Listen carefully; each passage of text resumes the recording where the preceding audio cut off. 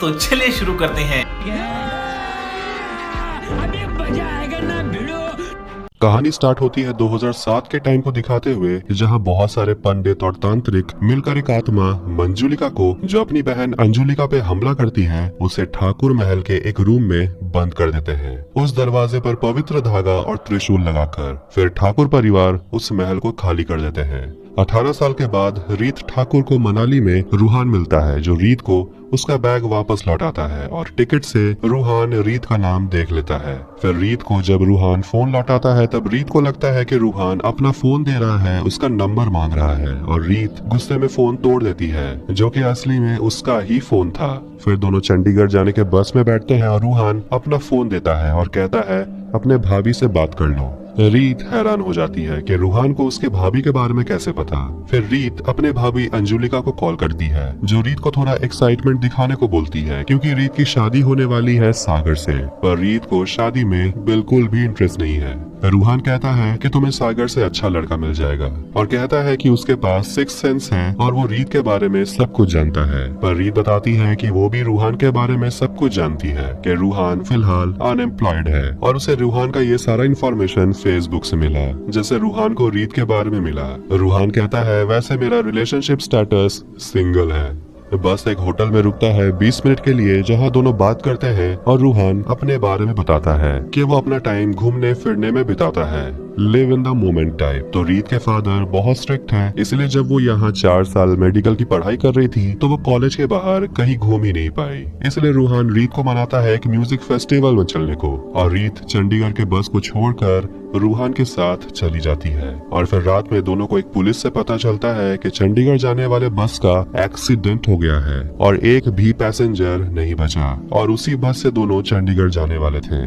अच्छा वह दोनों नहीं गए। रीत ये बताने के लिए घर में कॉल करती है कि वो ठीक है, पर रीत की बहन त्रिशा फोन उठाती है और वो कुछ क्लियर सुन ही नहीं पाती। और त्रिशा और सागर, जिसे रीत की शादी होने वाली है, दोनों एक दूसरे से प्यार करते हैं, और रीत उन दोनों की बातों को सुन लेती है। अब रीत एक प्लान बनाती है। उसके फैमिली को पता है कि रीत एक्सीडेंट में मर चुकी है, इसलिए वो अपने परिवार के सामने नहीं जाएगी, और इस वजह से सागर की शादी त्रिशा से हो जाएगी। फिर रीत अपने परिवार के सामने आएगी, और वो जानती है कि उसके पापा उसे माफ नहीं करेंगे, पर उसे रूहान की हेल्प चाहिए, और उसे भवानीगढ़ राजस्थान चलने को बोलती है। दोनों भवानीगढ़ पहुंचते हैं, और रीत छुपने के लिए अपने पुराने घर यानी के ठाकुर महल में जाती है, जो कई सालों से बंद है, और यहाँ कोई आता भी नहीं है, क्योंकि गांव के लोग इस महल को भूतिया महल कहते हैं, क्योंकि यहाँ मंजुलिका की आत्मा घूमती है। रूहान थोड़ा डर जाता है और ताला लगा देखकर कहता है यहाँ से चलते हैं। फिर ताला खुद ब खुद टूट जाता है। रूहान डर जाता है।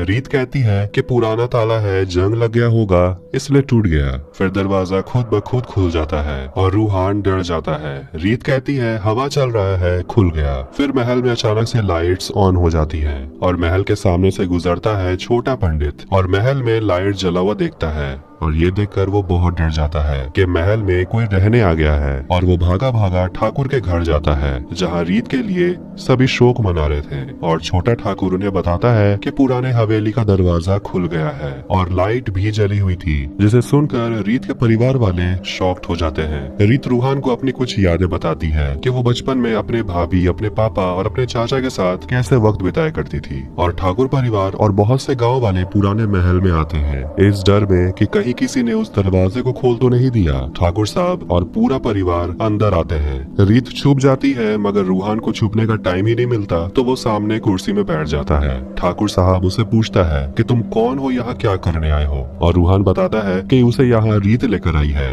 यानी कि रीत की आत्मा उसे लेकर यहाँ आई है, और नाटक करता है कि उसके पास एक गॉड गिफ्ट है कि वो भूत और आत्माओं को देख सकता है। पर ठाकुर साहब इस पर यकीन नहीं करते, और रूहान ठाकुर साहब को रीत के बचपन के बारे में बताता है, जो कुछ देर पहले ही रीत रूहान को बताई थी, जिसे सब सुनकर हैरान हो जाते हैं, क्योंकि ये बात सिर्फ रीत को ही पता था। और अंजुलिका सीरियस होकर पूछती है तुम हमारे जज्बात के साथ खेल तो नहीं रहे हो, पर रूहान कहता है नहीं, क्योंकि रीत यही है, और वो यही खड़ी होकर सब कुछ देख देख रही है। अब चाचा जी पूछते हैं कि रीत घर क्यों नहीं आई और यहाँ पुराने हवेली में क्या कर रही है। फिर रूहान रीत के भूत से बात करने की नाटक करता है और कहता है ये रीत की आखिरी इच्छा है कि वो अपने परिवार के साथ इस हवेली में रहना चाहती है, तब जाकर रीत को मुक्ति मिल जाएगी। पर अंजुलिका को मंजुलिका का डर है। पर ठाकुर साहब कहते हैं कि अगर रीत यही चाहती है तो हम सब यही रहेंगे। जिसके बाद सब पुराने महल में आने के लिए प्लान बनाते हैं और रीत रूहान से इम्प्रेस हो जाती है कि रूहान ने उसके परिवार को यहाँ रहने के लिए मना लिया और अगर ये हो गया तो रूहान सागर की शादी तिशा से कराने के लिए भी मना लेगा और कहती है यहाँ बहुत सारे कमरे हैं तो वो कहीं भी रह लेगी, ये महल नहीं भूल भुलैया है। तभी महल के उस बंद कमरे से घुंघरुओं की आवाज आती है। अगली सुबह पुराने महल को साफ करवाया जाता है और चाचा जी मंजुलिका की परछाई देखकर डर जाते हैं। महल में रीत के लिए चौथा चल रहा है और यहाँ रीत मजे में खाना खा रही है और रूहान नीचे जाकर परिवार वालों को बताता है कि रीत की एक और आखिरी इच्छा थी कि रीत की जगह अब त्रिशा की शादी हो। ये सुनकर सब हैरान हो जाते हैं, मगर त्रिशा शादी के लिए रेडी है और सागर भी रेडी है, पर रीत के पापा यानी कि ठाकुर साहब नहीं मानते और रूहान फिर से रीत के भूत को देखने का नाटक करता है और बताता है कि रीत अपने परिवार वालों के साथ गम में नहीं बल्कि खुशियों में शामिल होना चाहती है। इसीलिए ठाकुर साहब त्रिशा और सागर की शादी के लिए हाँ कह देते हैं। फिर एक लड़की रज्जो आकर रूहान को कहती है कि वो रीत को बहुत मिस कर रही है और वो रीत के गले लगना चाहती है। रूहान बताता है कि वो सिर्फ भूतों को देख नहीं सकता, कभी कभी भूत उसके अंदर भी आ जाता है, इसलिए रज्जो रूहान के गले लग जाती है। इसके बाद रीत की नानी भी आती है जो रीत को यानी कि रूहान को गले लगा लेती है। फिर रूहान के रूम में सागर और त्रिशा आते हैं रीत से बात करने के लिए और पूछते हैं कि रीत को उनके बारे में कैसे पता। फिर रूहान नाटक करता है कि रीत को सब कुछ पता है और वो सिर्फ तुम दोनों को खुश देखना चाहती है। रीत भी अब रूहान को पसंद करने लगी है। आधी रात में एक कौवा रूहान के रूम में घुस आता है। रूहान उस कौवे का पीछा करता है और रूहान के सामने एक आदमी होता है जिसका वो पीछा करता है और मंजुलिका के रूम तक जाता है और देखता है वो आदमी कोई और नहीं बल्कि रूहान ही है। तभी वहाँ मंजुलिका आती है जो पूछती है कि तुम यहाँ क्या कर रहे हो और उसे कहती है कि यहाँ कभी मत आना, तुमने बहुत से भूतों को देखा होगा पर मंजुलिका सबसे अलग है। अगली सुबह रूहान थोड़ा कंफ्यूज हो जाता है कि उसके जैसे दिखने वाले लोग कौन थे। तभी वहाँ छोटा पंडित आता है और एक अखबार में रूहान का फोटो दिखाता है और पूछता है कि आपका फोटो अखबार में क्यों है। रूहान कहता है क्योंकि वो भूतों से बात करता है, हो सकता है इसीलिए उसका फोटो अखबार में छपा है। और गाँव का मुखिया रूहान को अपनी माँ से मिलाता है और थोड़ी देर पहले उसकी माँ चल बसी और चाहता है कि रूहान उसके माँ के भूत से बात करे और पता लगाए कि उसकी माँ ने उनका सारा सोना कहाँ छुपाया है। पर रूहान डर जाता है कि वो ये कैसे करेगा। फिर बड़ा पंडित सबको बाहर चलने को कहता है ताकि रूहान अकेले में मुखिया की माँ की आत्मा के साथ बात कर सके। और बड़े पंडित की बीवी यानी कि पंडिताइन मुखिया के माँ के चेयर के नीचे एक खिलौना लगा देती है जिसका आवाज सुनकर रूहान डर जाएगा और रूहान डर भी जाता है जब उस खिलौने से हंसने की आवाज आने लगती है। पर रूहान उस खिलौने को देख लेता है और उसे फेंक देता है जिससे उस रूम में रखे सारे सामान एक दूसरे के ऊपर गिरने लगते हैं और तभी एक झूमर ऊपर से सीधा नीचे गिरता है और आखिरकार रूहान को छुपा हुआ सोना मिल जाता है जो कि जमीन के अंदर था। सब रूहान की जय जयकार करते हैं और छोटा पंडित रूहान को रू बाबा कहता है और उसका भक्त बन जाता है। और गांव वाले अब अपने रू बाबा के लिए बाबा जैसा कपड़ा देते हैं पहनने के लिए और रू बाबा के आने से बड़े पंडित का बिजनेस ठप पड़ चुका है। अब रू बाबा लोगों की प्रॉब्लम सुलझाने लगे हैं और छोटे पंडित को उसकी बीवी कलावती से मिलाता है और कहता है कि तुम्हारी बीवी का पुनर्जन्म हुआ है जो कि इस जन्म में एक गधी है। छोटा पंडित उस गधी को अपने घर में ले आता है। फिर एक रात पोटलू यानी कि रीत के चाचा का बेटा रीत को देख लेता है पर रूहान कवर अप करने की कोशिश करता है और कहता है कि बच्चे मन के सच्चे होते हैं इसलिए उन्हें आत्माएं कभी कभी दिखाई देती हैं। और रूहान पोटलू को धमकी देता है कि अगर वो फिर से रीत को देखा तो वो पोटलू को मंजुलिका वाले कमरे में बंद कर देगा। फिर रूहान को मंजुलिका के कमरे से घुंघरुओं की आवाज आती है और रूहान डर जाता है। रीत उसे शांत करती है और देखती है कि रूहान के कपड़े में ही एक घुंघरू फंसा हुआ था और रूहान कहता है कि वो रू बाबा का नाटक कर करके थक चुका है और वो यहाँ से जाना चाहता है। और रीत उसे कहती है कि मंजुलिका जैसा कुछ भी नहीं है। फिर दोनों एक दूसरे के हाथ पे हाथ रखते हैं और बोलते हैं कि दोनों एक दूसरे से जो कहेंगे अब झूठ कहेंगे और दोनों एक दूसरे को आई हेट यू कहते हैं और दोनों किस करते हैं। रात में रूहान और रीत के चाचा पीकर मंजुलिका के कमरे वाले दरवाजे को खोलने की कोशिश करते हैं, पर समय पर ठाकुर साहब और अंजुलिका वहां पहुंच जाते हैं और उन्हें रोकते हैं। और अंजुलिका उन्हें बताती है कि अंदर कोई साधारण आत्मा नहीं है, काला जादू करने वाली मंजुलिका है। और तब अंजुलिका बताती है अपनी कहानी कि सालों पहले मंजुलिका और अंजुलिका यहाँ राजस्थान आई थी अपने बाबा के साथ कोलकाता से, क्योंकि उनके बाबा को यहाँ पर हिसाब किताब करने का काम मिला था। वैसे दोनों तो जुड़वा बहनें थीं, पर उसके पापा अंजुलिका को ज्यादा पसंद करते थे, जो मंजुलिका को बिल्कुल भी पसंद नहीं था। एक दिन उसके पापा मंजुलिका को काला जादू करते हुए पकड़ लेते हैं, पर ये तो बस शुरुआत था। मंजुलिका बस काला जादू तंत्र मंत्र ही करने लगी। मंजुलिका मन ही मन कुंवर को पसंद करती थी, जो ठाकुर साहब का बेटा है, जिसके लिए अंजू और मंजू के पापा काम करते थे। ठाकुर साहब भी जानते हैं कि कुंवर को अंजुलिका पसंद है और इसीलिए वो कुंवर की शादी अंजुलिका से करवाने को मान जाते हैं। मंजू ये जानकर दंग रह जाती है। अंजुलिका और कुंवर की शादी हो जाती है। शादी के दिन मंजू अंजू के कपड़े का टुकड़ा ले लेती है और उसके कंघी से उसके कुछ बाल ले लेती है और आधी रात में घर के बाहर चली जाती है, जो मंजुलिका के पापा देख लेते हैं और देखते हैं कि मंजुलिका काला जादू कर रही है। और मंजुलिका के बाबा उस पर चिल्लाते हैं और कहते हैं कि उसकी सिर्फ एक ही बेटी होती तो अच्छा होता। और मंजू अपने पापा को स्टैब करके मार देती है और अपने बाबा को कहती है कि आज से सिर्फ आपकी एक ही बेटी रहेगी। और वो अपने बहन के कमरे में जाकर अंजुलिका को मारने की कोशिश करती है, पर जब कुंवर मंजू को रोकता है तो मंजू उसका गर्दन दबाकर एक हाथ से उसे उठा लेती है और अंजुलिका को मजबूरन मंजुलिका को मारना पड़ता है। पर मंजुलिका की आत्मा कुंवर को फर्स्ट फ्लोर से नीचे गिरा देती है और इससे पहले मंजुलिका की आत्मा किसी और को नुकसान पहुंचाए, तांत्रिक मिलकर मंजुलिका को उस कमरे में बंद कर देते हैं। और अंजुलिका रूहान को बताती है कि मंजुलिका के वजह से उनके परिवार के 8 सदस्य मारे जा चुके हैं।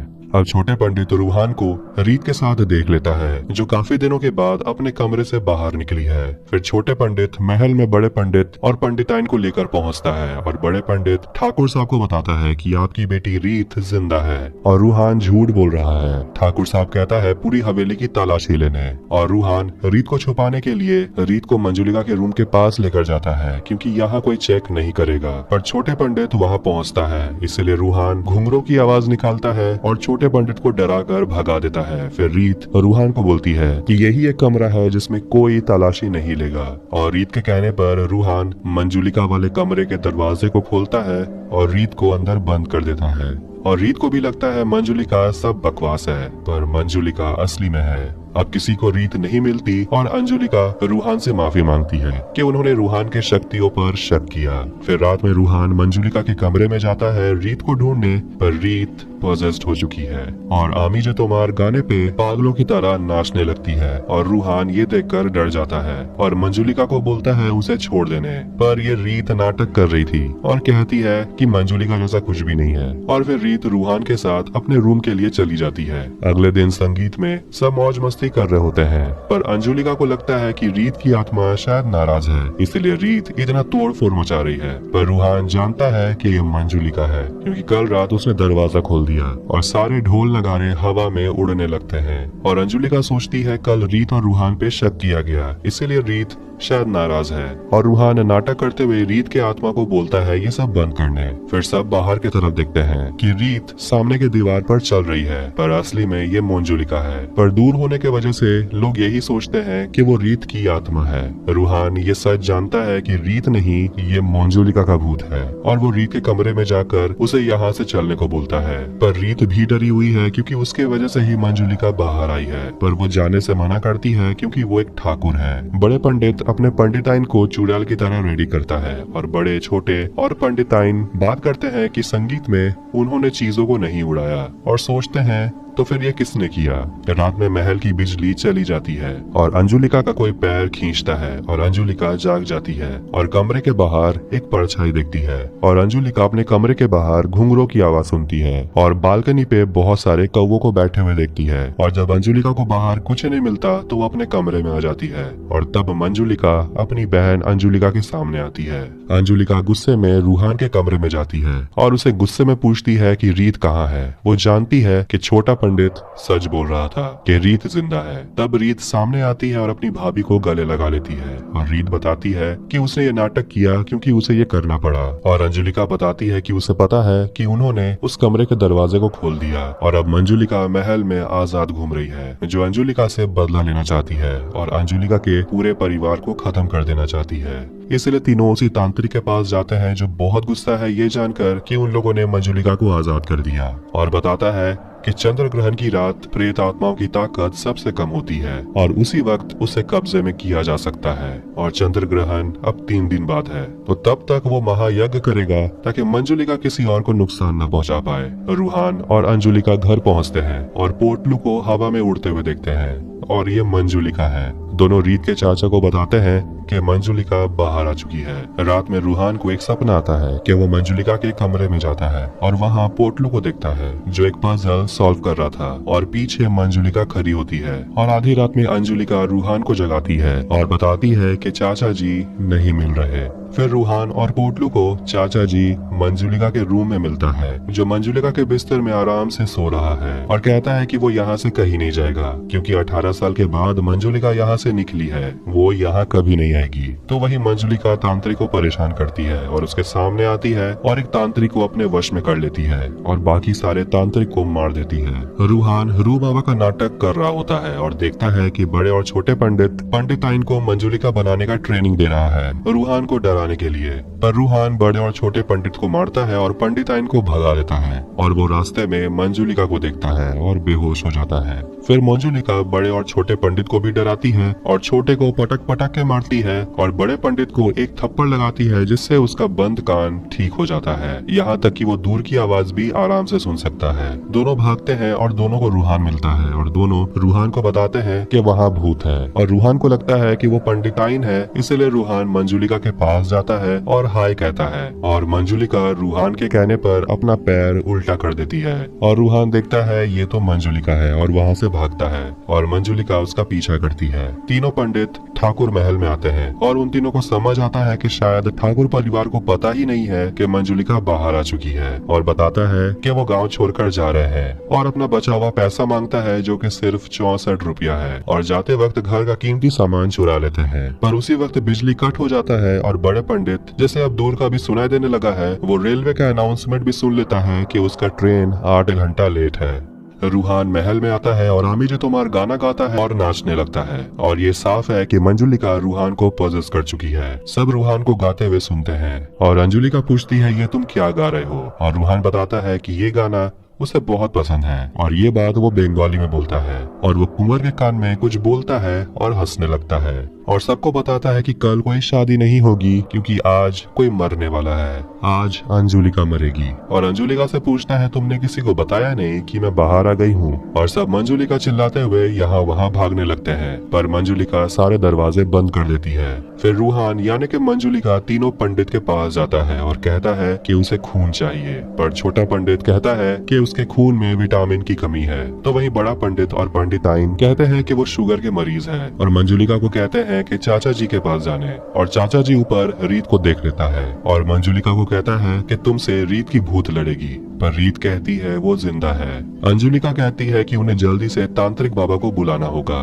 पर मंजुलिका खुद तांत्रिक को वहाँ लाती है जो मर चुका है, और मंजुलिका अंजुलिका पे हमला करती है, पर रीत रूहान को पुकारती है और उसे वापस लाने की कोशिश करती है, कहती है कि अपने अंदर से मंजुलिका से लड़ो। फिर अंजुलिका उस भूत यानी कि मंजुलिका को कहती है अंजुलिका रुक जा, वरना मैं तेरे रीत का गला काट दूंगी। मतलब ये भूत असली में अंजुलिका है और बाहर ये बहन जो जिंदा है ये असली में मंजुलिका है। सब ये जानकर शॉक्ड हो जाते हैं और अंजुलिका की आत्मा यही चाहती थी, रूहान के जरिए वो सबके सामने ये सच्चाई लाना चाहती थी कि असली में मंजुलिका जिंदा है। और तब अंजुलिका जो भूत है वो सबके सामने आती है और फ्लैशबैक में देखते हैं कि मंजुलिका असली में काला जादू करके अंजुलिका को अपने वश में कर लेती है और अंजुलिका को बिल्कुल अपने जैसा बना देती है, और जो उस रात मरी थी वो असली में अंजुलिका थी। और कुंवर को अपने कमरे में रखे हुए ब्लैक मैजिक वाले डॉल से पता चला कि असली में उसके सामने जो खड़ी है वो मंजुलिका है, और मंजुलिका कुंवर को ऊपर से धक्का दे देती है, इसीलिए कुंवर